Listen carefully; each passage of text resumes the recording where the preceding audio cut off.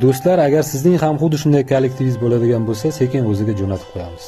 Kunlardan bir kun bir it adashib o'rmonda bo'rilar to'dasiga duch keladi va uni yemasligini, aksincha to'dasiga qo'shishlarini so'raydi. Bo'rilar o'ylab ko'rib, itni to'dasiga qo'shishadi va ma'lum vaqt do'stona hayot kechiradi.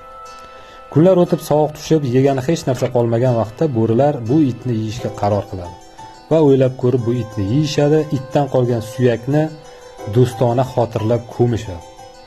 Qabr tosh yasab turadi. Lekin qabr toshiga nima deb yozish haqida juda ko'p o'ylanishadi.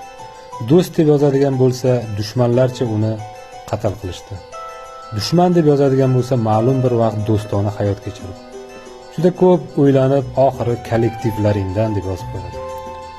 Kollektiv shunaqa xalqki, na sizga do'st, na sizga dushman emas. O'ziga jo'natib qo'yamiz.